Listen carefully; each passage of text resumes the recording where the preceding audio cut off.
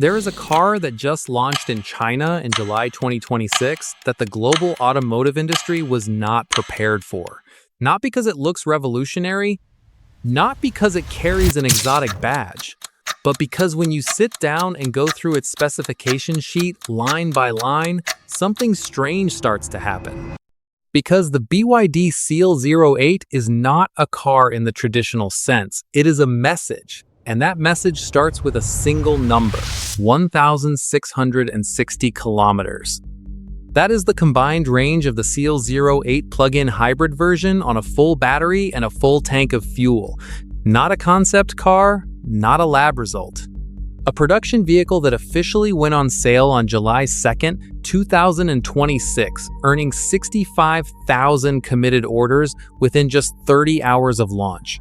65,000 people who had already decided, before most of the world had even heard the name Seal 08, that this was the car they wanted. And once you understand everything hiding underneath it, you will understand exactly why that number is keeping executives in Stuttgart, Munich, and Detroit wide awake at night. Let us start with what this car actually is, and why the price makes no sense until you look closer. This is a mid to large luxury flagship sedan. At 5,150 millimeters long on a 3,030 millimeter wheelbase, the Seal 08 sits in the same physical class as a BMW 5 Series. A casual observer puts it next to the Tesla Model 3, the Volkswagen ID7, the BMW i4, and sees reasonable competition, familiar territory, nothing alarming. And that is exactly the trap. Because the moment a legacy engineer puts the Seal 08 on a lift and looks underneath, everything stops making sense in the best possible way. If you are a buyer, and in a deeply uncomfortable way, if you are the competition, what they find under there is active rear-wheel steering paired with the DiSus-A closed dual-chamber air suspension system on higher trims. And here is the thing that changes the entire conversation. The rear-wheel steering is not an optional upgrade. It is not a premium trim exclusive. It comes standard on every single Seal 08 sold, across every variant. Step into the shoes of a senior suspension engineer at a German automaker for a moment. You have spent your entire career helping your company justify why rear-wheel steering belongs behind a $100,000 price tag. You have written the internal memos, sat in the boardroom presentations, helped architect the upsell model that keeps your brand profitable. And then someone slides you the Seal 08 spec sheet, and you realize BYD is giving rear-wheel steering away for free. Not as a loss leader. Not as a promotional stunt, as a permanent baseline decision. But it is not just that the technology exists at this price, it is how it works. The Seal 08 is a massive vehicle. Parking something that size in a tight European city garage, navigating a narrow cobblestone street, threading through underground parking, these are genuinely stressful experiences in a car this large. Except on the Seal 08, the rear wheels pivot in the opposite direction of the front wheels at low speeds, with a maximum steering angle of 7 degrees in either direction. The result is a turning radius of just 4.95 meters, the smallest in its class, that is tighter than most compact hatchbacks. A car the size of a luxury executive sedan that maneuvers like something half its size. The physical constraint of driving something large has simply been removed. And then there is the ride quality on the upper trims, which is where things get genuinely unsettling for anyone who sells ultra-luxury vehicles for a living. The DiSus-A closed dual-chamber air suspension works alongside a road preview sensor system. As you drive, it scans the surface ahead and calculates the precise damping adjustments required before your tires ever contact a pothole or a speed bump. The computer has already read the road and adapted the suspension in milliseconds. You get a magic carpet ride without sacrificing high-speed cornering stability. That kind of adaptive air suspension experience on European luxury flagships costs you tens of thousands of dollars as an optional extra. On the Seal 08 upper trims, it arrives as part of the standard technology package. The experience that was supposed to justify a flagship price tag is now the expectation, not the exception. But if the suspension story makes legacy engineers uncomfortable, what comes next is what truly keeps the executives up at night. Let us go back to that 1,660-kilometer number. Because understanding where it comes from is understanding the entire strategy. Western markets have a deeply stubborn problem that has nothing to do with the vehicles themselves. Public charging infrastructure outside of major cities is unreliable, inconsistent, and in many regions genuinely inadequate. Tesla understood this early and built the supercharger network to solve it, which is a significant reason the Model 3 has dominated the way it has. BYD looked at that same problem and made a different decision entirely. They are not just bringing a pure electric Seal 08 to the West. They are bringing a plug-in hybrid version too. And that single decision completely rewrites the conversation for an enormous category of buyer. Picture a European driver. They commute to work every day, maybe 40 or 50 kilometers round trip. The PHEV Seal 08 carries a 45.36 kilowatt-hour blade battery that delivers 400 kilometers of pure electric range under CLTC conditions. That driver could realistically commute for weeks without burning a single drop of fuel. But when Friday evening comes and they need to cover serious distance, a full tank combined with a full battery delivers that confirmed combined range of 1,660 kilometers. That is enough to drive from London to Vienna without stopping for fuel once, with kilometers to spare. Range anxiety is not a concept that applies here.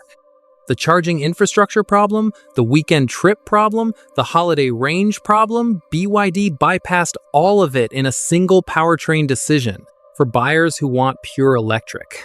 BYD's answer is equally aggressive. The Seal 8 Electron Volts is built on a true 800-volt high-voltage architecture with second-generation blade battery technology. Here is what that means in practice. You pull into a highway rest stop. Your battery is sitting at 10%. You plug into a compatible flash charger. In 5 minutes, the exact time it takes to use the restroom and buy something to drink, you have added approximately 400 kilometers of range. Wait 9 minutes, and you go from 10% all the way to 97%. You are spending less time charging this car than you would spend pumping gas into a combustion vehicle. Meanwhile, a base model Volkswagen ID7 or BMW i4 on a standard 400-volt architecture needs close to 30 minutes just to reach 80%. The driver in the BYD is already back on the highway before the driver in the German car has finished charging. The technological generation gap is not subtle. It is structural. And then there is the performance. Because in the West, we have been conditioned to believe that real speed and real intelligence are things you earn by spending more. The top-tier all-wheel drive Seal 08 produces 510 kilowatts of combined power. It does 0 to 100 kilometers per hour in 3.3 seconds. That is supercar acceleration wrapped in a family luxury sedan. And when it comes to the intelligence layer on top of that performance, BYD has made a choice that directly attacks the subscription and upsell model that Western automakers have quietly started building their future revenue around. The God's Eye B intelligent driving system is standard across every single Seal 08 trim, not available as an add-on, not locked behind a monthly fee. Standard. The suite includes a roof-mounted LiDAR sensor and supports city navigation on autopilot, highway navigation on autopilot, automatic emergency braking, and intelligent parking functions, including remote parking. That same suite requires an additional cost upgrade on many Western rivals, where it either arrives as a paid add-on or is simply not available at this price point at all. BYD is not just giving you the hardware, it is giving you the software, the sensor stack, and the full capability, all included, no asterisk. And BYD went further on safety than just the driving assistance system. BYD's blade battery platform has a track record of passing extreme abuse tests, including crushing and furnace exposure, without fire or thermal runaway. The Seal 08 uses BYD's cell-to-body technology, meaning the battery structure itself becomes part of the vehicle's rigid architecture. distributing crash energy away from the passenger cabin, alongside a high-strength steel and aluminum alloy body frame. This is not just about what happens in a crash. It is about building a car where the battery and the body work as a single engineered system rather than two separate components bolted together. Even the cabin experience has been engineered to make legacy automakers reconsider their entire option strategy. Dual zero-gravity front seats with heating, ventilation, and massage are standard. Every seating position in the car offers heating, ventilation, and massage functions. The interior features a 15.6-inch rotating touchscreen, a 12.3-inch digital instrument cluster, and a 26-inch augmented reality head-up display. Acoustic glass keeps the cabin near silent at speed. A refrigerator is built into the center console. If you want this level of standard equipment on a Volkswagen ID7 or a Tesla Model 3, you are either paying a massive premium or these features simply are not available at any price.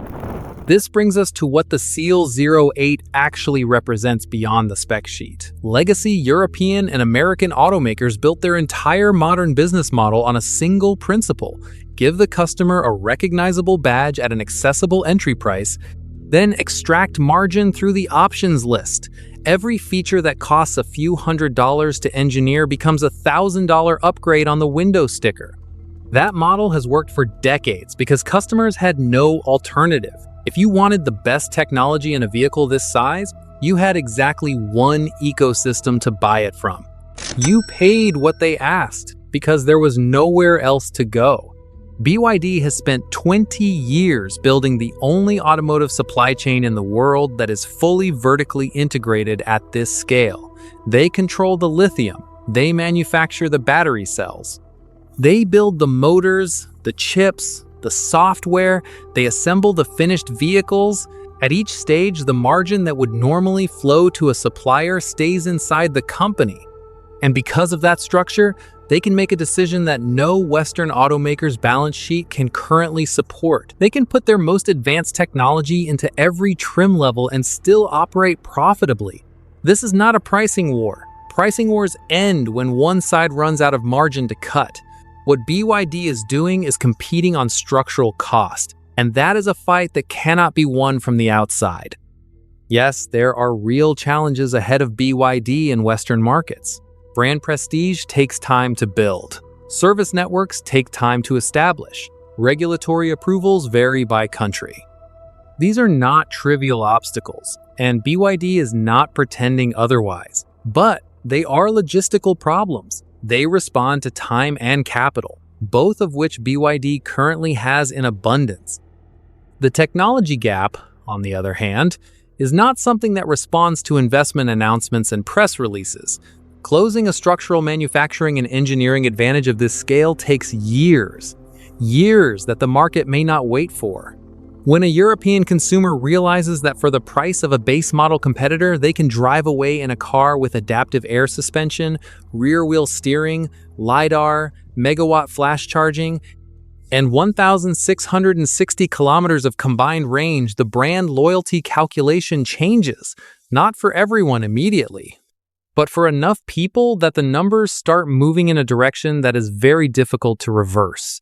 And once that shift starts, the history of every disrupted industry tells us the same thing. It does not stop. The Seal 08 is not a sign that this shift is coming. It is the proof that it is already here. So the question is not whether BYD's platform is impressive. The question is whether the companies that built their entire identity around selling technology piece by piece, option by option, trim level by trim level, can fundamentally change what they are fast enough to compete with a company that never had to build itself that way in the first place. Let me know what you think in the comments.